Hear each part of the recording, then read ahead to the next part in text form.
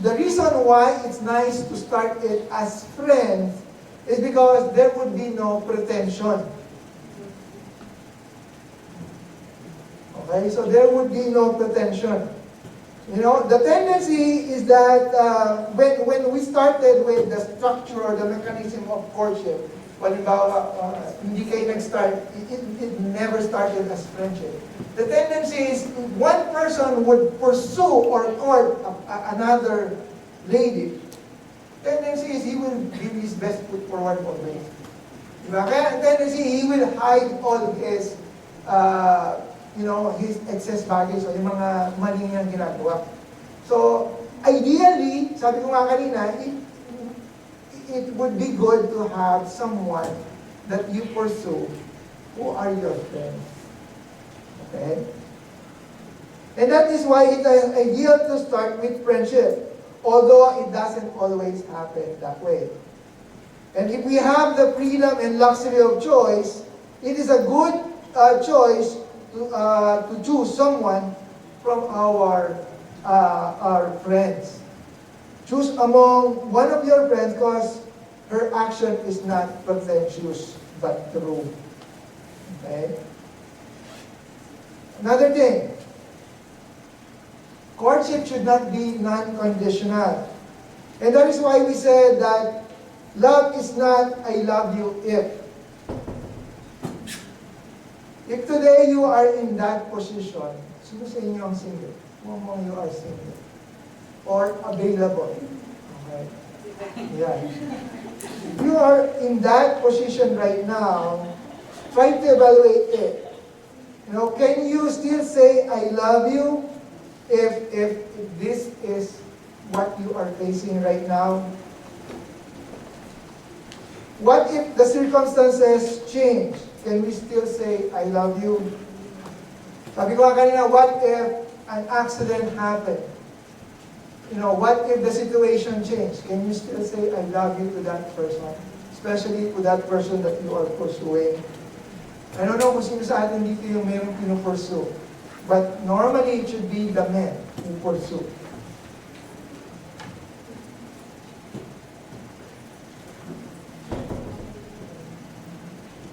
You know, there's one thing that I would like to make mention to right now is that there are so many love nowadays, quote unquote, that are fake.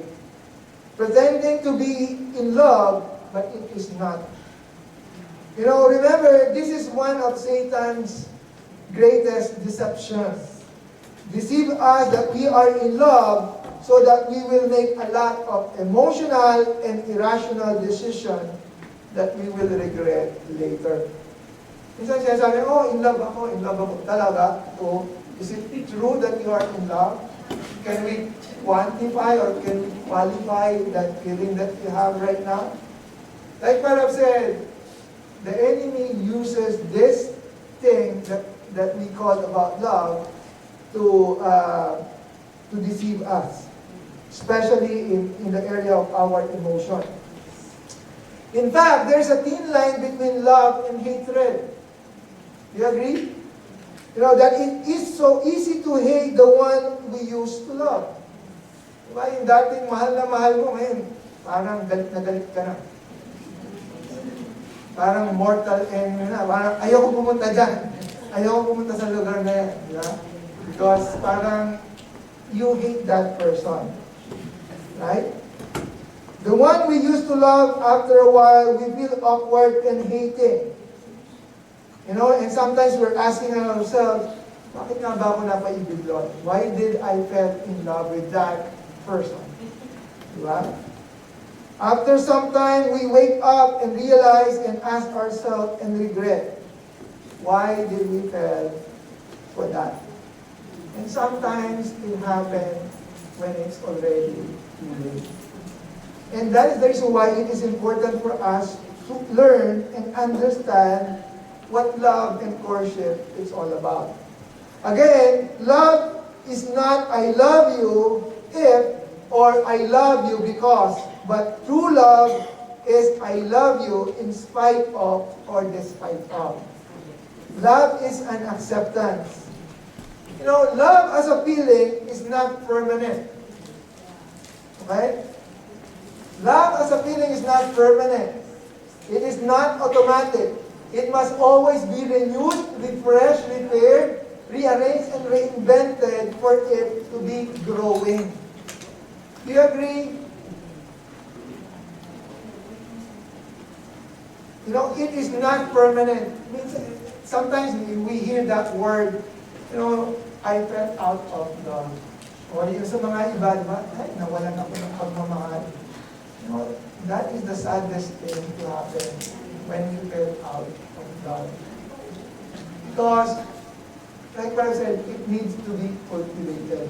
Love needs to be cultivated. Ano ba? Here. It is not automatic. It is not. It must always be renewed, refreshed, repaired, rearranged, and reinvented for it to be growing. And I think, especially for those who have been there, we have heard this many times that people will say that they have fell out of love. They have lost the love. And there is nothing more vain or bitter when you find that it's too late. And that is why marriage is not just a simple thing. Okay?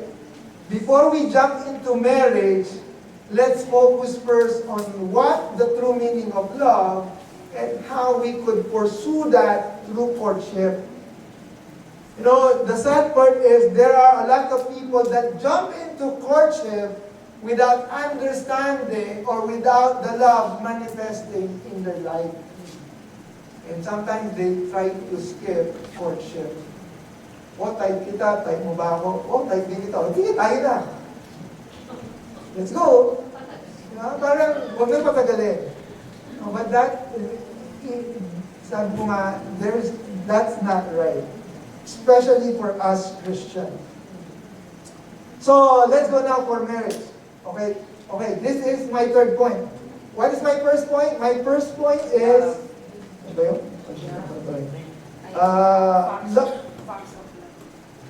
Hindi, yung facts of love. Ano yung first point ko? Hindi. Yeah, courtship should be based on love. That's my first point. My second point is, courtship should ideally be based on friendship and familiarity. And lastly, courtship should be focused on the goal of ending in marriage. Okay?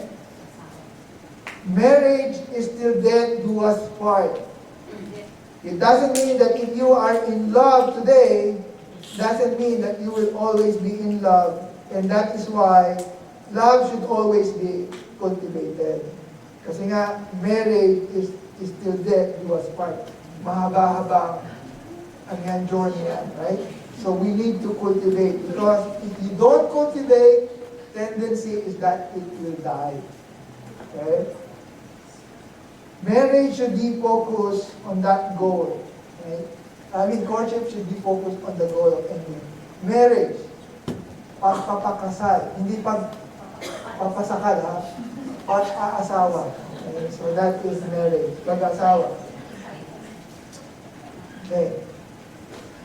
Finding ourselves trapped in loveless marriage is one of the most terrible things that we can find ourselves. Do you agree? Finding ourselves trapped in a loveless marriage is one of the most terrible things we could find ourselves. Let me tell you a joke. I think you have heard this joke, but let me try it. Probably some of you haven't heard it. There was a man who is supposed to celebrate 20th year wedding anniversary. Like for example, tomorrow he will be celebrating his 20th year of wedding anniversary. So, but the problem is this man fell into that wedding or that marriage with a shotgun. Shotgun marriage, napikot. Okay. So next day, he was about to celebrate 20th wedding anniversary. And the wife asked her, like, Oh, I mean, ask him, why are you so sad? We're celebrating 20 years of marriage. And then the husband said, you're laughing me right, you already know. Ay, ganun ng husband, yeah, I know, it's 20 years. And remember when I said yes to you, your father, pointed the shotgun to me. And if I said no, I could have been in jail for 20 years. Right? And he was saying, the man said, I could have been free today. Nagets yung joke. Sabi niya gano'n, kung hindi kita pinakasalan, I could have been free already. That was the joke. Right? Ano ba yan? Okay. So, but the man is simply saying that I could have just, take the prison instead. But look at this. Look at this. Pag wala ng pag-iibigan, nagiging bilang buhay. We became imprisoned when there is no love, passion. Is that true? It's true, right? So importante, we have to understand that. Okay. Okay, listen to this. I would like to make a note on this one. Marriage, okay, listen. Marriage, though love is a God-given, we can say that it is dictated or designated by the Lord. Kasi marami nagsasabi, oh, you are God's will for me, right? There are so many combinations of personalities that can match and complement other that have other multiple combination of personalities. We have heard many times people will say, God has prepared you for me. That is okay. People can say that because they are being so romantic. But come to think of it, technically, there is no biblical scripture to support that. It's a positive feeling, but we need to be dogmatic about it, right? That marriage, though love is a God-given, we can say that it is dictated or designated by the Lord. He has given us free will to choose. Yung kasi, ikaw ang tinadhana sa akin. How did you know? Was it written in the Bible? It just simply so happened that your personality match. Okay? And the greatest miracle that happened is how two individuals find each other in various culture and background. And how can they love each other and accept each other? That is the miracle of marriage. Okay, let us go back to courting. Kasi ito naman talaga, this is what our main focus is today. Courting. Question about courtship. And let me answer this. Now that we understand what love is all about, right? We understand what love is all about. Then we can proceed with some issues and concern about courtship. Like what I've said a while ago, without love, you are not entitled to court. Okay? Because the basis of the basis of courtship should be love. It should not be crush. It should not be infatuation, lust, or selfish motive.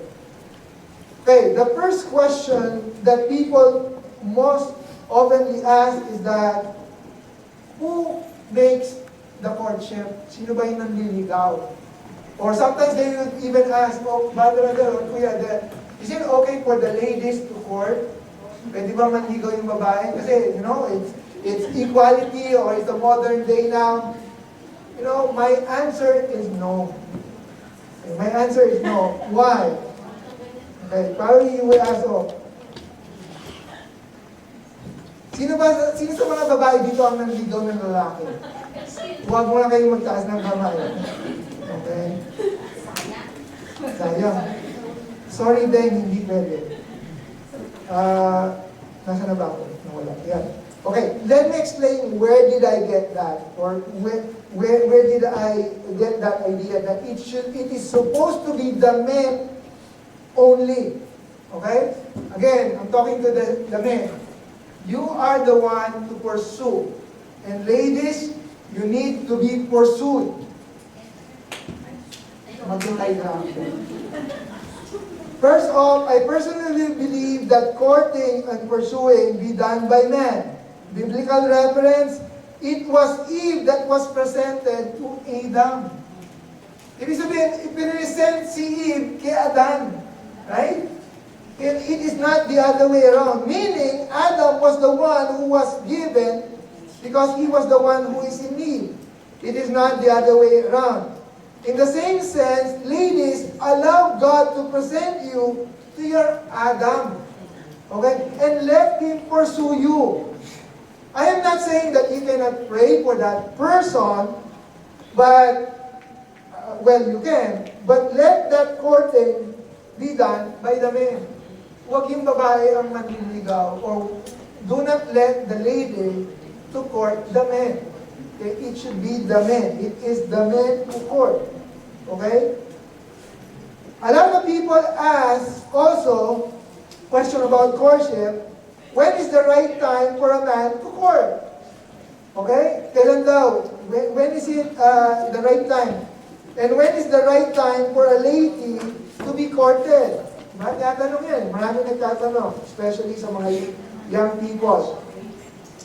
You know, I think it is not the right question to ask, but rather asking, what is the goal of courtship? What is the purpose? Yun dapat ang tinatanong. What is Christian courtship? Who plays the role in courtship, and what is the purpose?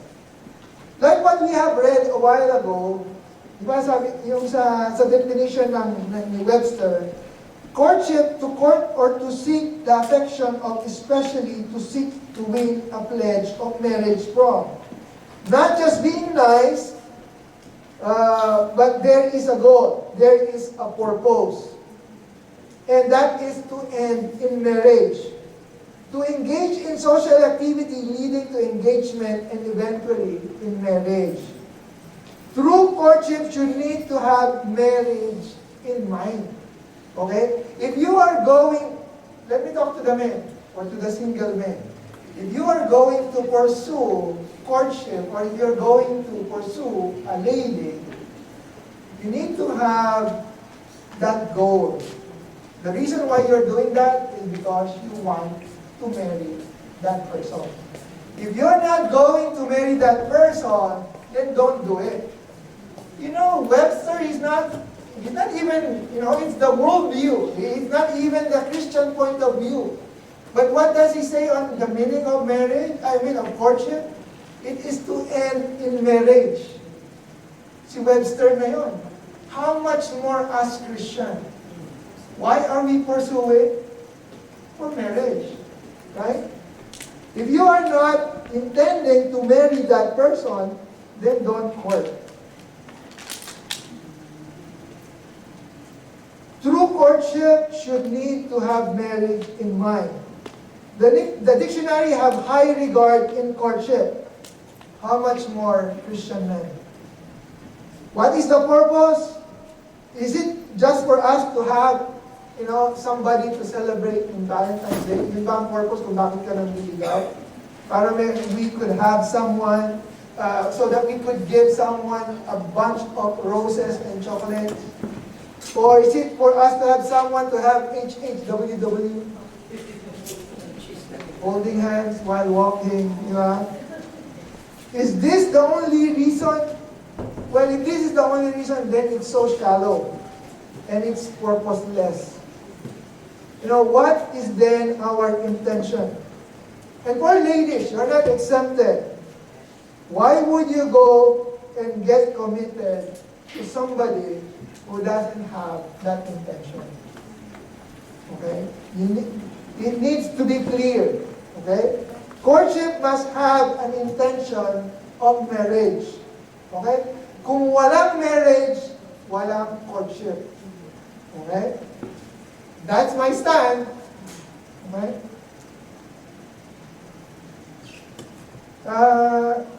Okay. Sabi ko kanina, courtship must have the intention of marriage. If that is not the case, then don't do or entertain it. So if we men are not ready to